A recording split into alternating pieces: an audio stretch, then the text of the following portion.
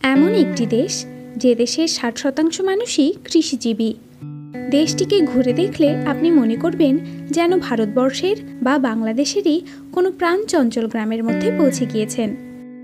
প্রিয় দর্শক, news and ফ্যাক্টসের আজকের ভিডিওতে বলবো সুবিস্তৃত ধানক্ষেতে ঘেরা সবুজ এই দেশ কম্বোডিয়া সম্পর্কে। কম্বোডিয়া দক্ষিণ পূর্ব এশিয়ার ইন্দোচীন উপদ্বীপের দক্ষিণাঞ্চলে অবস্থিত সুন্দর একটি দেশ। দেশটির উত্তর পশ্চিমে থাইল্যান্ড, উত্তরে লাওস, পূর্বে ভিয়েতনাম এবং দক্ষিণ পশ্চিমে থাইল্যান্ড উপসাগর অবস্থিত। এদেশের রাজধানী ও বৃহত্তম শহর হল পানম পেন। এই শহরেই দেশের সবচেয়ে বেশি সংখ্যক মানুষ বসবাস করে। কম্বোডিয়াতে প্রাচীনকাল থেকেই রাজতন্ত্র বিদ্যমান ছিল। 1000 বছরেরও আগে কম্বোডিয়া খমের জাতির আঙ্কোর সাম্রাজ্যের কেন্দ্র ছিল।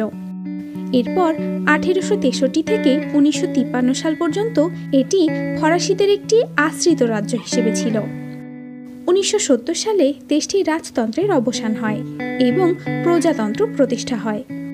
1975 সালে খমের রুজ নামের একটি সাম্যবাদী সরকার এই দেশের ক্ষমতা লাভ করে এবং তারা দেশটির নাম রাখে গণতন্ত্রী কাম্পুচিয়া। কিন্তু এই পরিবর্তনই প্রথম নয়, অতীতেও বহুবার কম্বোডিয়া দেশের নাম পরিবর্তন করা হয়েছিল। এরপরে নানা অভ্যন্তরীণ সমস্যার কারণে দেশটির সমাজতন্ত্র পতন হয় এবং 1993 সালে একটি নতুন সংবিধান পাশ করে পুনরায় রাজতন্ত্র প্রতিষ্ঠা করা হয়। 1,81,035 বর্গ কিলোমিটার বিস্তৃত এই দেশটির বর্তমান জনসংখ্যা 1,69,00,000। কম্বোডিয়ার 65% মানুষ 30 বছরের কম বয়সী। কম্বোডিয়া একটি বৌদ্ধ দেশ। এদেশের 98% মানুষ বৌদ্ধ ধর্মের অনুসারী। দেশ জুড়ে প্রায় 4392টি বৌদ্ধবিহার ও মন্দির রয়েছে। এছাড়া খুব সামান্য মুসলিম, খ্রিস্টান ও হিন্দু আছে। কম্বোডিয়ার প্রধান ভাষা হল খমের ভাষা।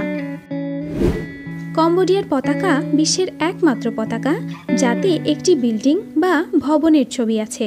ছবিটি আঙ্কোর ভাট মন্দিরের। আঙ্কোর ভাট মন্দির কম্বোডিয়ার সবচেয়ে প্রাচীন একটি স্থাপত্য এবং এদেশের জাতীয় প্রতীক। খমের রাজা দ্বিতীয় সূর্যবর্মন এই মন্দির তৈরি করিয়েছিলেন।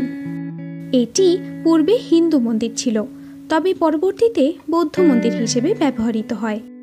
বলা হয় আঙ্কোর ভাট মন্দির বিশ্বের সবচেয়ে বৃহত্তম ধর্মীয় স্মৃতিস্তম্ভ এবং এটি মনুষ্যসৃষ্ট সবচেয়ে বিস্ময়কর স্থাপত্যের মধ্যে একটি।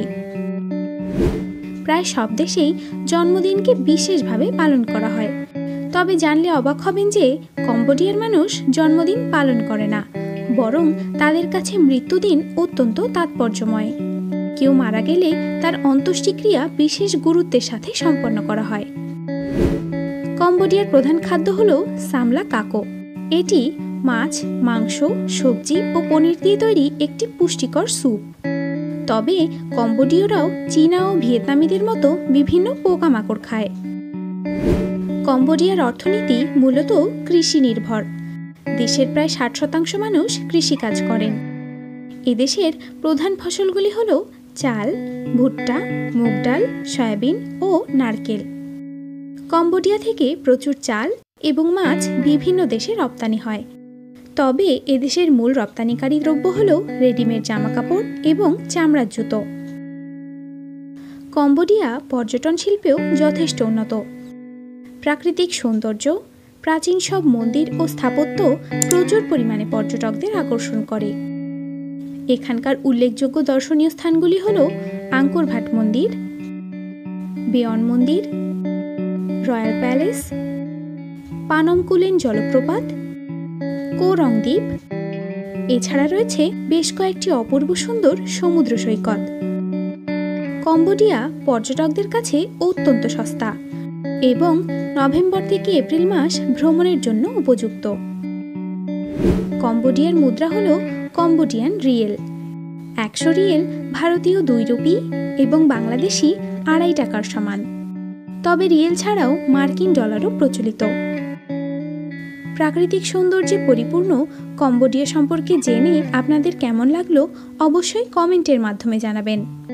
ভিডিওটিতে একটি লাইক এবং আমাদের চ্যানেলটি সাবস্ক্রাইব করতে ভুলবেন না।